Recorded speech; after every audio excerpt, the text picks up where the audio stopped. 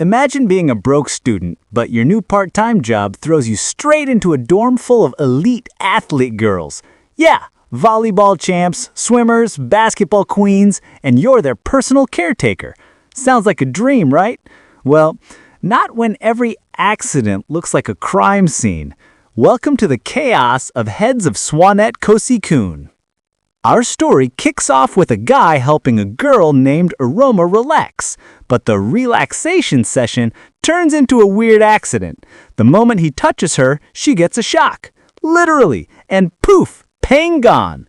Cut to the same guy arriving at the city, dreaming to study at Seiwa University High, a top sports school where girls dominate the court. He's broke, so he needs a job to pay tuition. When he reaches the dorm, no one answers, so he walks in, only to find a girl changing clothes. Perfect start, right? She freaks out, and while escaping, he crashes into another girl named Miyuki Hongo, a national-level volleyball player. Turns out the first girl, Aroma Kosanoki, is also a basketball prodigy, but she already hates him. He apologizes, introduces himself as Kotesashi, the new caretaker, and gets scolded right away. The dorm girls don't trust him, but Miyuki softens the tension, saying the chairman himself recommended him. The chairman then assigns Koyu one mission: take care of their physical and mental health. Not bad, except he didn't expect his patients to be so intense. Later, while doing laundry, Koyu notices each girl's habits until he accidentally grabs Aroma's underwear. Boom! Instant chaos! She accuses him of assault, and the whole dorm goes wild. But another girl, Ayoba, defends him, saying it was a misunderstanding. Koyu's safe, for now. Night falls, and while Koyu's overthinking the drama, Ayoba suddenly visits his room. She thanks him, then drops the bomb, "From now on, you belong to me." Yeah, that escalated fast. She starts undressing, saying she wants a massage before bed. Koyu tries to stay professional, but she's obviously testing him. He begins the massage, analyzing her muscles like a pro. Ayoba's impressed, and maybe a little interested. But instead of focusing on the therapy, she's more curious about how he doesn't react to her teasing. That's when she decides she'll do anything to make him fall for her.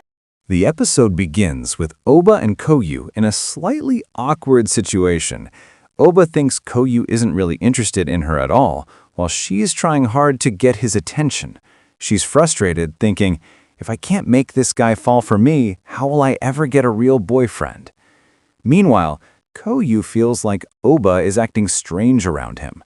To make things even more confusing, Oba plans to get closer to him during their training session. Things start off normally, but their interaction turns unexpectedly intense, not because of anything romantic, but because both of them are overthinking the situation. Then, suddenly, another character, Izumi, walks in after hearing some strange noises and completely misunderstands what's going on. She starts asking all sorts of questions, writing notes like a detective. Oba and Koyu are both left speechless. Later, Koyu finally asks Oba if she was trying to mess with him on purpose. She teases him for getting embarrassed and then leaves, saying, if you want to keep this job, you'll just have to follow my instructions. Koyu, still confused, can't figure out whether she's serious or joking. That's how episode 3 ends, with both of them even more puzzled about each other than before. Now episode 4. The next day, Koyu gets a message from Izumi and goes to meet her. He remembers she's not just smart, she's also a national-level swimmer. But when he reaches her room, he finds her drawing manga instead of practicing. She admits she wants to quit swimming and become a manga artist, even though she has a scholarship for sports. Koyu tries to understand her problem. She explains that during competitions, her mind goes blank and she loses confidence. The episode opens with the coach talking confidently about Izumi's upcoming competition. He believes she's ready to give her best performance yet. The vice principal arrives to check on her progress, and the coach proudly explains how Izumi has been training hard and winning practice races. Hearing this, the vice principal praises her and calls her the pride of the school. Meanwhile, Izumi is taking a short rest under the supervision of Kotetsu, who was assigned by the chairman to help manage her mental condition. The coach decides to check on her personally, determined to make sure nothing distracts her before the big event. As Izumi rests, she begins to reflect on her past, how she first discovered her love for swimming as a child. She remembers the excitement she felt the first time she entered the pool, how quickly she improved, and the joy of winning her very first tournament in 4th grade. Her parents' praise made her feel unstoppable, but over time their expectations became heavier than she could handle. The pressure to win every race started breaking her spirit.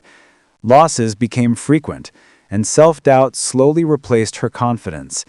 She started to believe she didn't deserve to swim anymore, even though deep inside she still loved the water. Kotetsu notices her frustration and tries to calm her down, reminding her of why she started swimming in the first place, not for others' expectations, but for the happiness she finds in it. His words inspire Izumi again. Koyu helps her relax and regain focus.